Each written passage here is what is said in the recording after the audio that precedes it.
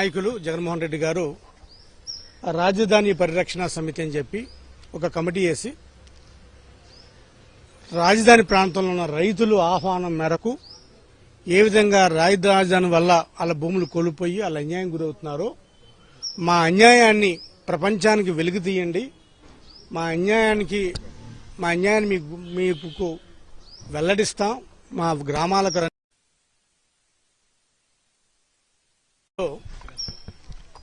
YSR Congress party ఆధ్వర్యంలో మా నాయకులు జగన్మోహన్ రెడ్డి గారు రాజధాని పరిరక్షణ సమితి అని చెప్పి ఒక కమిటీ వేసి రాజధాని ప్రాంతంలో ఉన్న రైతులు ఆహ్వానం మేరకు ఏ విధంగా రాజధాని వల్ల వాళ్ళ భూములు కోల్పోయి వాళ్ళ అన్యాయం గురవుతున్నారో మా అన్యాయాన్ని ప్రపంచానికి వెలుగు తీయండి, మా అన్యాయాన్ని మీకు వెల్లడిస్తాం, మా గ్రామాలకు రండి రైతుల ఆహ్వానం మేరకు మేము నిన్న రాజధాని ప్రాంతంలో పర్యటించడానికి అన్ని ఏర్పాట్లు జరగడం జరిగింది. పోలీసు వారికి ఇన్ఫార్మ్ చేయడం జరిగింది, ప్రెస్కి ఇన్ఫార్మ్ చేయడం జరిగింది, ఆ గ్రామ రైతులు అందరికీ చెప్పుకోవడం జరిగింది. మేము కూడా పత్రికా ముఖంగా కూడా మీడియా ద్వారా అందరికీ కూడా తెలియజేయడం జరిగింది. నిన్న జరిగిన సంఘటన అందరూ కూడా ముఖ్యంగా మీడియా మిత్రులు అందరూ చూశారు. ఎవరు వెళ్తే ఎవరు దాడి చేశారు, ఎందుకు దాడి చేశారు అనేది మీకు బాగా తెలుసు. కొన్ని ఛానల్స్ అటు రాయొచ్చు, కొన్ని ఛానల్స్ ఇటు రాయొచ్చు, కానీ వాస్తవం ఏంటనేది మీకు తెలుసు. ముఖ్యంగా పెనుమాక రైతులు వాళ్ళ కోరిక మేరకు మేము వెళ్తే అదే ఆ ఊరి నుంచి మేము వెళ్తుంటే ఇదే తాడేపల్లి సర్కిల్లో ఉన్న ఊరు ఉండవల్లి ఊరిలో ఏ విధంగా తెలుగుదేశం పార్టీ నాయకులు కార్యకర్తలు మమ్మల్ని మా బృందాన్ని అడ్డుకొని దాడి చేశారన్నది మీ అందరికీ తెలుసు. ఆ సభ్యుల్లో రాజధాని పరిరక్షణ కమిటీ సభ్యుల్లో 3 జిల్లా అధ్యక్షులు ఉన్నారు. కృష్ణా జిల్లా, ఎన్టీఆర్ జిల్లా, గుంటూరు జిల్లా అధ్యక్షులు ఉన్నారు. 2 ఎమ్మెల్సీలు ఉన్నారు. 2 మంగళగిరి, తానికొండ ఈ 2 కాన్స్టిట్యూన్సీల ఇన్ఛార్జీలు ఉన్నారు. వాళ్ళల్లో 2 మాజీ మంత్రులు ఉన్నారు, 3 మాజీ ఎమ్మెల్యేలు ఉన్నారు, 2 ఎమ్మెల్సీలు ఉన్నారు. ఒక బృందం, ఉన్నత స్థాయి బృందం, ఒక బృందం రాజధానికి వెళ్తుంటే పోలీసులు ఇవ్వాల్సిన సెక్యూరిటీ ఇవ్వకపోగా పోలీసులు దగ్గరుండి వాళ్ళని ఏమాత్రం కూడా కంట్రోల్ చేయకుండా మా మీద ఏ విధంగా దాడి చేశారన్నది మనం మీడియాలో చూస్తున్నాం, విజువల్స్ చూస్తున్నాం. ఈ సంఘటనలో ఎమ్మెల్సీగా ఉన్న నేను నా కారును ధ్వంసం చేయడమే కాకుండా మా మీద హత్యా ప్రయత్నం చేయడానికి ఏ విధంగా పెద్ద పెద్ద బండరాలు వేసుకుని వచ్చారో, ఎవరు వచ్చారు, ఎవరు బండరాలు వేశారు, ఎవరు కారు అద్దాలు పగలగొట్టారు, కారును ధ్వంసం చేశారు, ఎవరు మా మీదకు వచ్చారనేది పూర్తి ఫుటేజ్ తోటి, వీడియో ఫుటేజ్ తోటి, ఫోటోలతోటి, పూర్తిగా వాస్తవాలతోటి ఈరోజు సిఐ గారిని నా వ్యక్తిగతంగా కలవడానికి వచ్చాను. ఈరోజు సిఐ గారు ఏ విధంగా రెస్పాండ్ అవుతున్నారనేది మీరు కూడా చూశారు. నేను ఒక ప్రజాప్రతినిధిగా నాకు జరిగిన అన్యాయం లేకపోతే నా మీద జరిగిన దాడిని ఒక పోలీస్ స్టేషన్, అందరూ కూడా పోలీస్ స్టేషన్ని నమ్ముకుంటాం, ఇక్కడ న్యాయం జరుగుతుందనే ఉద్దేశంతో ఈ పోలీస్ స్టేషన్కి వస్తే మరి ఈ స్టేషన్ ఎస్ఐ గారు ఏ విధంగా, సిఐ గారు ఏ విధంగా మమ్మల్ని ట్రీట్ చేశారన్నది మీ ద్వారా తెలుసు. ఎవరన్నా సరే ఏదైనా ప్రజాప్రతినిధి నా మీద దాడి జరిగింది అన్నప్పుడు మీ మీద ఎలా దాడి జరిగింది, ఎందుకు దాడి జరిగింది, సరే దాడి జరిగిన వ్యక్తులను ఐడెంటిఫై చేస్తాం, మీకు న్యాయం చేస్తామని చెప్పవలసింది పోయి ఈ దాడి జరగడానికి కారణం మీరే రాకపోయి ఉంటే మా పోలీసు వాళ్ళ మీద రాయి పడేది కాదు, మీరే రాకుండా నా మాట వినకుండా ఉంటే అసలు ఇన్సిడెంటే జరిగేది కాదు, మిమ్మల్ని ఆగమని చెప్పాను అయినా వచ్చారు. ఆగమని చెప్పాల్సింది మమ్మల్ని కాదు, ఎవరైతే తెలుగుదేశం పార్టీ కార్యకర్తలు మా మీద దాడి చేయడానికి ప్రయత్నించారో వాళ్ళని మీ కెపాసిటీ తోటి ఆపాలి, చెదరగొట్టాలి, క్లియర్ చేయాలి.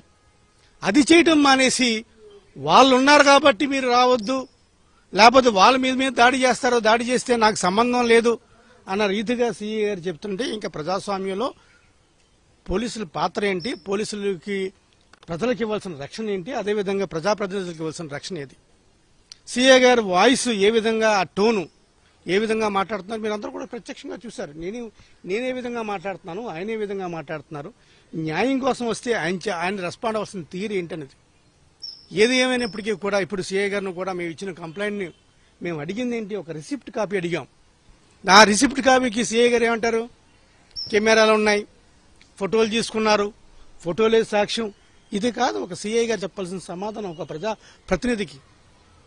ఇది ముమ్మాటికి కాదు. ఆ కాపీ తీసుకున్నావు, కాపీ రిసీవ్ చేసుకున్నావు, టు బి వెరిఫైడ్ అన్నో, టు బి ఇన్ఫార్మ్డ్ అన్నో, టు బి ఇష్యూడ్ అని ఏదో ఒక నోట్ రాసి ఇవ్వాల్సింది పోయి, ఎకనాలజ్మెంట్ ఇవ్వాల్సింది పోయి, మేము పైన చెప్తాం, పైన వాళ్ళు చెప్తారు, లేకపోతే పై ఆఫీసర్లు చెప్తారు, వాళ్ళు ఇమ్మంటే ఇస్తామనంటే ఇంకా ప్రజాస్వామ్యంలో రక్షణ ఎక్కడ ఉంటుంది, లేకపోతే న్యాయం ఎక్కడ దొరుకుతుంది? ఇది పోలీసు వ్యవస్థకి చాలా చాలా చాలా సిగ్గుసేయటం ఉన్నాను. ఎంతో మహానుభావుల్ని, ఎంతో మంది పోలీస్ ఆఫీసర్లని సృష్టించిన ఆంధ్రప్రదేశ్లో మరి ఇటువంటి పోలీసు వ్యవస్థ, అది కూడా తెలుగుదేశం పార్టీకి అండగా ఉండటం అనేది చాలా దురదృష్టకరం. నిన్న రైతులు వచ్చారు, రైతులు వచ్చి వైఎస్ఆర్ కాంగ్రెస్ పార్టీ నాయకులను అడ్డుకున్నారని చెప్తున్నారు. ఒక్కరు చెప్పండి, అక్కడ రైతులు ఎవరున్నారు? నా కారు మీద రాయేసిన అతని పేరు రాయపాటి కిరణ్, టీఎన్ఎస్ఎఫ్ అధ్యక్షుడు. నా కారులో ఉండి మమ్మల్ని దాడి చేసిన, భౌతికంగా దాడి చేసిన వారు వ్యక్తి పేరు దాసరి కృష్ణ, ఏదో ఈ మండల పార్టీ అధ్యక్షులు. ఈ దాడికంతా కూడా రూపకల్పన చేసింది మీ అందరికీ తెలిసిన వ్యక్తి, తెలుగుదేశం పార్టీకి చెందిన వ్యక్తి. అక్కడ ఉన్నదంతా కూడా తెలుగుదేశం పార్టీ కార్యకర్తలు తప్ప ఎవరో కూడా రైతులు లేరు. రైతులు ఎవరైనా ఉంటే అది ఏ విధంగా అడగాలి? రైతులు, ఏ రైతన్నా సరే, ఒక రైతుకి అన్యాయం జరుగుతుంటే ఆ పక్క రైతు వెళ్లి మద్దతు ఇస్తాడు. నాకు న్యాయం జరిగింది, నీకు కూడా న్యాయం జరగాలని ఒక రైతు ఇస్తాడు. కానీ ఆ రైతుకి అన్యాయం జరిగిందని ఆ రైతు దగ్గరికి మేము వెళ్తానంటే, నువ్వు అసలు రైతు దగ్గరికి వెళ్తానికి వీలు లేదు, నువ్వు మావిగన్ అన్నావు, నువ్వు అమరావతి కాదన్నావు, నువ్వు రావడానికి వీలు లేదన్నావు. మావిగన్లో అమరావతి లేదా? అమరావతిలో మావిగన్ లేదా? మావిగన్లో అమరావతి లేదా? మేము ఎప్పుడైనా సరే వైఎస్ఆర్ కాంగ్రెస్ పార్టీ అమరావతికి వ్యతిరేకం అని చెప్పామా? అమరావతి పేరు మీద జరిగే అవినీతికి వ్యతిరేకం అని చెప్పాము. అమరావతి పేరుతోటి జరిగే రైతులకు జరిగే నష్టానికి మేము వ్యతిరేకం అని చెప్పాను తప్ప మేము ఎప్పుడు అమరావతి వ్యతిరేకం అని చెప్పలేదే.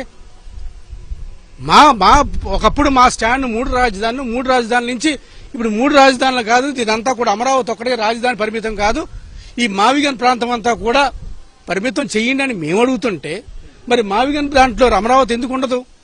మరి ఆ చిన్న లాజిక్ కూడా ఎందుకు మిస్ అవుతున్నారు? మీరు అమరావతికి వ్యతిరేకం, మీరు మావిగన్కు రావడానికి వీల్లేదని తెలుగుదేశం పార్టీ కార్యకర్తలు, నాయకులు దాడులు చేస్తుంటే దగ్గరుండి, అది డీఎస్పీ గారు, సీఐ గారు దగ్గరుండి దాడి జరిపిస్తుంటే, ఈ రోజు కేసు ఇవ్వడానికి వస్తే కేసు తీసుకోవడానికి కూడా ఆయన ఇబ్బంది పడుతున్నారంటే నిజంగా కూడా ఆయన కూడా కొంచెం పెట్టి అనుకోవచ్చు. ఆయన మీద కూడా కొంచెం జాలి అనిపిస్తుంది. ఏ విధంగా రాజకీయ ఒత్తిడి లొంగి ఆయన ఉద్యోగం చేస్తున్నాడు అనిపిస్తుంది. ఆయన మీద కోపంతో చెప్పట్లేదు. ఏ విధమైన రాజకీయ ఒత్తిళ్లు ఆయన మీద ఉన్నాయి? ఎంత చదువుకుని వచ్చినవాడు సీఐ గారు, ఎంత చదువుకుని ట్రైనింగ్ అయినవాడు. ఈ కాన్స్టిట్యూషన్ కాపాడవలసిన ఒక సీఐ చెప్పే మాటలు ఏ విధంగా చెప్తున్నాడంటే, ఒక పక్క రాజకీయ నాయకుడు చెప్పే మాటలు మాట్లాడుతున్నాడు. ఏది ఏమైనప్పటికీ కూడా ఈ రోజు మేము కంప్లైంట్ ఇవ్వడం జరిగింది. ఆ కంప్లైంట్ ఆయన స్వీకరిస్తారో లేదో ఆయన విజ్ఞతకు వదిలేస్తాం. ఒకవేళ కనుక కంప్లైంట్ స్వీకరించకపోతే ప్రైవేట్ కేసు కూడా మేము వెనకాడము. కంప్లైంట్లో మేము చెప్పాం ఏ విధంగా మమ్మల్ని దోషనాడారు, ఏ విధంగా మా మీద దాడి జరిగింది, ఏ విధంగా మా కారు ధ్వంసం చేశారు, ఏ విధంగా మా మీద హత్యా ప్రయత్నం చేశారు, విత్ నేమ్తో సహా మేము డీటెయిల్ గా సీఏ గారికి సమర్పించడం జరిగింది. కంప్లైంట్ రూపంలో సమర్పించింది. ఏది ఏమైనప్పటికీ కూడా ఆ కంప్లైంట్ స్వీకరించకపోతే మేము ప్రైవేట్ కేసేస్తాం. అదేవిధంగా మరి ముఖ్యంగా రేపొద్దున్న ప్రివిలేజ్ కమిటీకి తీసుకెళ్తున్నాను. ఒక ప్రజాప్రతినిధిగా అసెంబ్లీలో జరిగే ప్రివిలేజ్ కమిటీ తీసుకెళ్తున్నాను. ఆ ప్రివిలేజ్ కమిటీలో ఈ తాడేపల్లికి సంబంధించి సీఏ గారు కానీ, డీఎస్పీ కానీ ప్రతి ఒక్కరూ కూడా ప్రివిలేజ్ కమిటీ ముందు హాజరు పెట్టే విధంగా మేము పనిచేస్తామని చెప్పి తెలియజేస్తున్నాను. గారిని కూడా అదే అడిగాను. కానిస్టేబుల్ ని గాయపరిచిన వ్యక్తి ఇక్కడ తెలుగుదేశం పార్టీ నాయకుడిగా చలామణి అవుతున్నాడు. అతను ఐడెంటిఫై చేశాం, మీరు కూడా ఐడెంటిఫై చేశారు.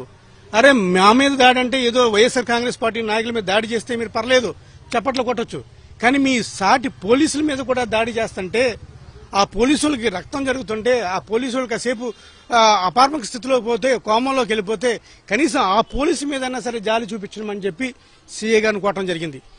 ఈ రోజు కానిస్టేబుల్ మీద జరిగిన దాడినైనా సరే వాళ్ళు పోలీసులు ఖండించాలి. ఎందుకు పోలీసు యూనియన్ వాళ్ళు ఖండించలేదు?